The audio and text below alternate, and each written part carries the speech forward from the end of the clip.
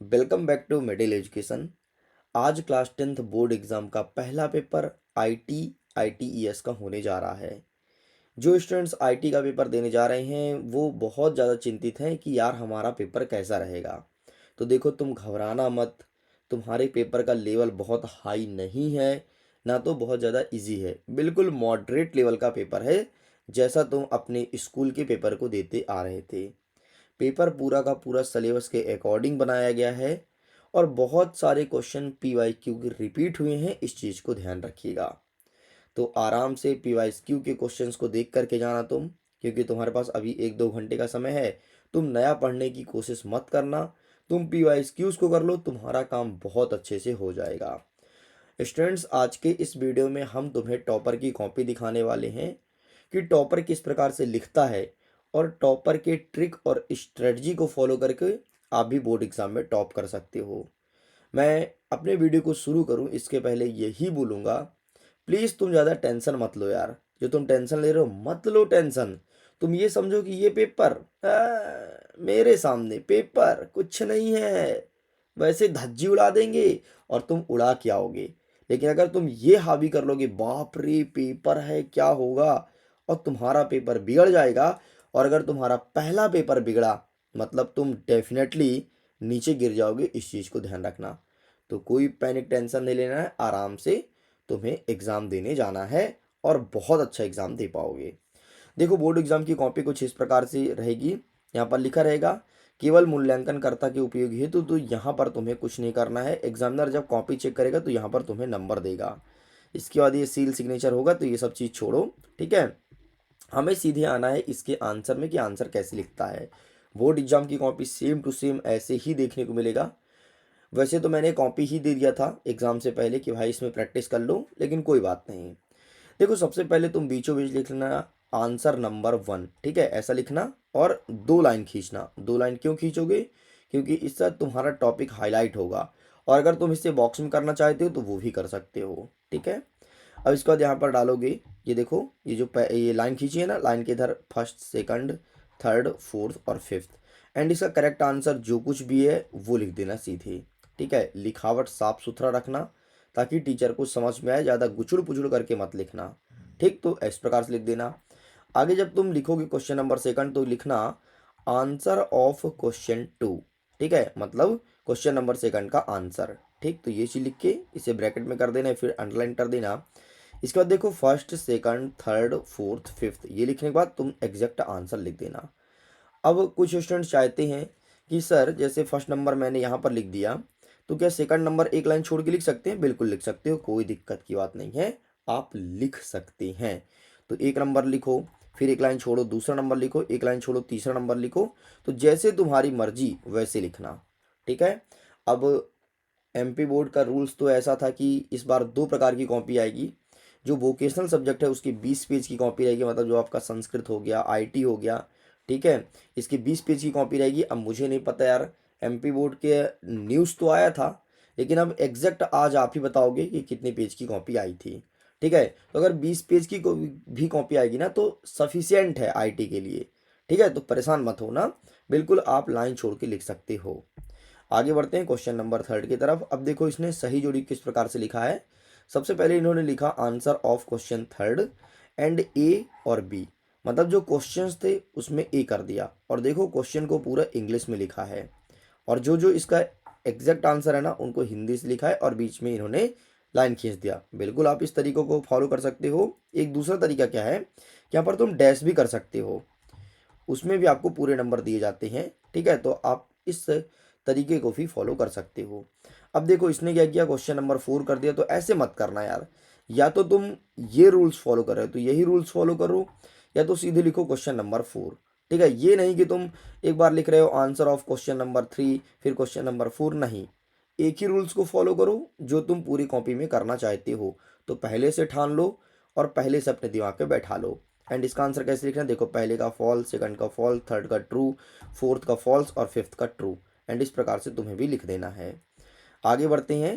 Question number fifth का answer, जब long type question का आंसर करोगे तो सबसे पहले जो क्वेश्चन में टॉपिक पूछा है उस टॉपिक को जरूर मेंशन करना। इससे क्या होता है, जब एग्जामिनर कॉपी जांचता है तो उसे पता चल जाता है कि वाकई इस स्टूडेंट से कहने का मतलब क्या है। तो इसे ज़रूर तुम टॉपिक के रूप में डालना। जैसे देखो इन्होंने डाला है, फिर इसने लाइन खींचा है और इसमें एरो बनाया है और यहाँ से इसने आंसर लिखना प्रारंभ किया है। ठीक, तो ऐसे ही लिख देना। खैर ये तो इंग्लिश मीडियम के स्टूडेंट की कॉपी है। अगर हिंदी मीडियम का स्टूडेंट होता तो फिर यहाँ से लिखते, नीचे से देखो, यहाँ से, यहाँ पर मैंने ये वर्ड, मैं वर्ड लिखा हूँ, वहाँ से लिखना चालू करते। ठीक है, हेडिंग डालने के बाद यहाँ से लिखना चालू करते और बढ़िया आराम से लिखते। अच्छा, यहाँ पे तुम एक काम करना, बोर्ड एग्जाम की कॉपी में पेंसिल से एक लाइन जरूर खींच लेना हर एक पेज में जाते ही। इससे क्या होगा कि तुम्हारा कंटेंट ना इस पेज के अंदर ही रहेगा और तुम्हारी कॉपी बहुत ज़्यादा अट्रैक्टिव दिखेगी। जैसे देखो ना इस सेशन की कॉपी कैसी है, ये देखो, इसने यहाँ तक लिखा, फिर इसमें यहाँ तक छोड़ा, फिर इसमें यहाँ तक लिखा, इसमें यहाँ तक छोड़ा, यहाँ तक लिखा, यहाँ तक छोड़ा। मतलब इसका लिखने का तरीका कहीं पर कम, कहीं पर अधिक, कहीं पर कम, कहीं पर अधिक है। लेकिन जब तुम इसे लाइन को खींच लोगे तो आसानी से तुम यहाँ तक लिख पाओगे। और कई सारे स्टूडेंट्स लिखते भी हैं लाइन खींच के, तो बिल्कुल इस तरीका को फॉलो कर सकते हो। अच्छा, अगर तुमसे एग्जाम्पल पूछ रहा है कोई क्वेश्चन में तो एग्जाम्पल जरूर देना, और अगर नहीं पूछ रहा है और तुम्हारे पास समय है तो एग्जाम्पल जरूर देना।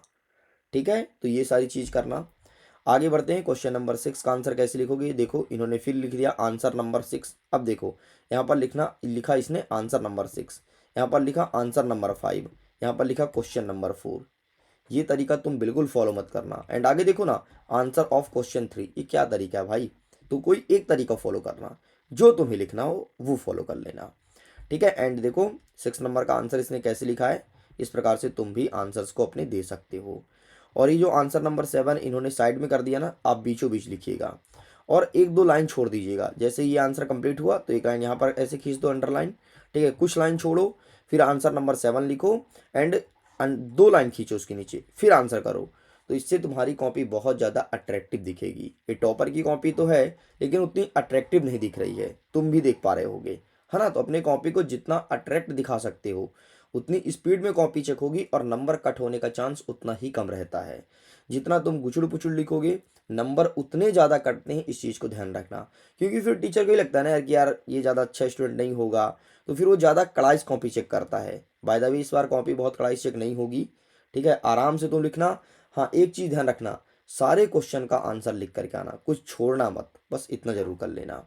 ठीक है, एंड क्वेश्चन नंबर 7 का देखो इन्होंने आंसर कैसे लिखा। आंसर लिखने के बाद जो इसको एग्जाम्पल्स देना था या फिर जो चित्र ड्रॉ करना था, इसने पेंसिल का उपयोग किया है।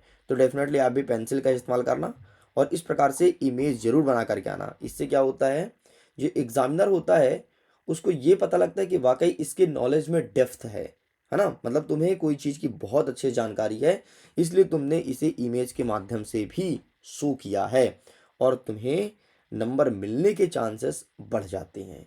इसलिए अगर तुमसे जहाँ भी हो पाए पॉसिबल कि यार एक चित्र बना देना चाहिए, तो छोटा सा एक चित्र बना देना, जैसे देखो इसने बनाया है।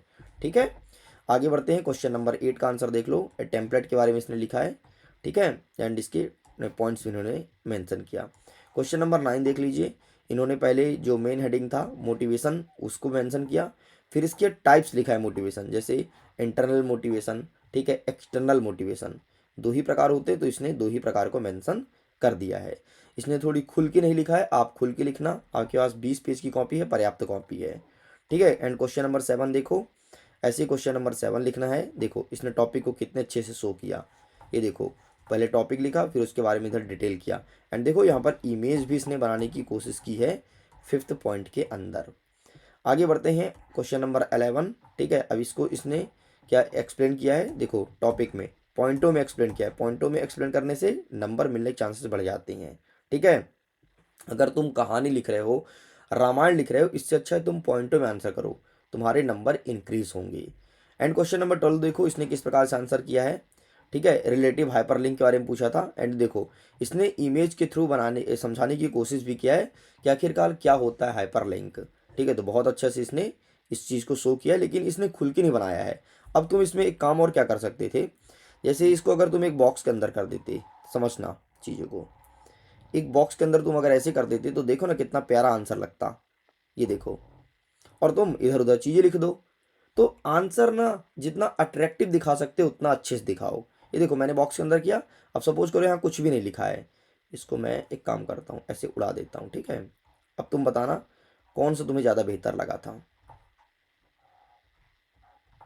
एंड ये और ये भाई साहब, ठीक है। अब बताओ तुम्हें ज़्यादा अच्छा कौन सा लगा था। डेफिनेटली तुम यही बोलोगे सर ये वाला ज़्यादा अच्छा लग रहा है, ठीक है। तो इस चीज़ को जरूर फॉलो करना। इमेज दिखाना तो उसे बॉक्स के अंदर कर देना। एंड 13 का आंसर देखो, ठीक है। इस प्रकार से इसने ड्रॉ किया एंड देखो एक इमेज दिखाया और इसको इसने मेंशन किया। अब तुम एक चीज़ जज किए होगे, ये टॉपर ना हर एक क्वेश्चन में इमेज बनाया है। देख, चाहे क्वेश्चन नंबर 12 हो, इसमें भी इसमें इमेज जनरेट किया है। क्वेश्चन नंबर 13 हो, इसमें भी इसने इमेज जनरेट किया है, ठीक है। तो इस प्रकार से आप भी लिख सकते हो। क्वेश्चन नंबर 14 देखो, देखो इसमें बनाया है। तो आप भी कोशिश करना जिसमें जिसमें पॉसिबल है इमेज जनरेट जरूर करें। एंड क्वेश्चन नंबर 15 देखो, ये भी 12 पेज तक पहुंचा है, ठीक है।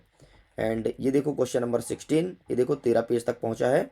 एंड इस प्रकार से ये रहा डीवीएमएस के एडवांटेज लिखा है क्वेश्चन पेज नंबर 14 तक and page number 15 and page number 16 में क्वेश्चन नंबर 17 लिखा है। अब तुम देखना जरा, जो 7 नंबर का उत्तर है ना, इसने कितने पेज में लिखा है। देखो क्वेश्चन नंबर 15 का उत्तर तो इसने इतने में ही खत्म कर दिया, लेकिन 16 नंबर को देखना, ठीक है। ये देखो क्या लिखा है, डेटाबेस मैनेजमेंट सिस्टम। और ये इस बार आज के पेपर में देखने को फिर से मिलेगा क्वेश्चन। देखो पहले एक पेज लिखा, फिर इसने दूसरा पेज लिखा, फिर इसने लिखा तीसरा पेज, ठीक है। फिर इसने 3 पेज में आंसर किया है। क्वेश्चन नंबर 16 का आंसर इसने 3 पेज में दिया है। आइए देखते हैं 17 का आंसर कितने पेज में दिया है। 17 का आंसर पहले एक पेज में दिया है, आगे ये दिया है दूसरे पेज में, और इस प्रकार से 2 पेज में आंसर दिया है। मतलब तुम्हें अब ये आइडिया मिल रहा है कि 7 नंबर के जो क्वेश्चन है उसका आंसर 3 पेज, 2 पेज या फिर 4 पेज तक हम लिख सकते हैं, ठीक है। उसमें हमें पूरे 7 में 7 नंबर मिल जाएंगे। एंड देखो क्वेश्चन नंबर 18 का आंसर इसने कैसे किया, देखो एक पेज, 2 पेज, 2 पेज में आंसर इसने कंप्लीट किया है। एंड क्वेश्चन नंबर 19 का देखो एक पेज, 2 पेज, ठीक है। एंड इसने भी 2 पेज में कंप्लीट किया है। अब देखो यहाँ पर ये चीज़ तो साफ क्लियर हो गया है कि 20 पेज की कॉपी नहीं होगी, क्योंकि देखो इसने 21 पेज तक पहुंचा दिया, जबकि इतना पास पास लिखा है फिर भी। तो डेफिनेटली तुम्हारी कॉपी 32 पेज की होगी, लेकिन न्यूज़पेपर में था कि इस बार 20 पेज की कॉपी रहेगी वोकेशनल। तो एक बार देख जरूर लेना कि कितने पेज की कॉपी है, फिर वहाँ से जब निकलना है तो घर आकर के मुझे जरूर बताना कि कितने पेज की कॉपी आई थी, ठीक है। एंड 22 नंबर, ये इस प्रकार से आंसर्स करने। देखो इसने इमेज जनरेट किया है, और अगर अच्छा खासा लंबी कॉपी है, 32 पेज की कॉपी है, तो चित्र वित्र सब बना करके आना जितना पॉसिबल हो सकता है, ठीक है। तो पेंसिल लेके चले जाना अपने साथ, पेन लेके चले जाना, ब्लैक पेन लेके जाना, स्केल लेके जाना, इरेजर और शॉर्पनर, इतनी चीज़ अपने पास रख लेना। तो ये रहा पूरा पूरा टॉपर की कॉपी। मैं उम्मीद करता हूँ कॉपी को देख के एक आइडिया तो लगा होगा कि वाकई हमें कैसे लिखना है। और बढ़िया आराम से लिखना, इत्मीनान से लिखना, ज़्यादा टेंशन मत लेना यार, तुमसे बढ़कर के कॉपी नहीं है। और अगर तुम टेंशन फ्री रहोगे, माइंड को फ्री रखोगे, तभी जा कर के एग्ज़ाम में बेहतरीन परफॉर्मेंस कर पाओगे। ओके स्टूडेंट्स, तो मैं भगवान से भी प्रार्थना करूंगा कि आप लोग का एग्ज़ाम बहुत अच्छा आए, और जाइए अच्छे से दीजिएगा। हम आपका इंतज़ार करेंगे, जल्दी आइएगा, जल्दी ही मिलेंगे, और फिर बेहतरीन तरीके से इंग्लिश की तैयारी करेंगे। Thank you so much, and आपके एग्ज़ाम के लिए ऑल द बेस्ट।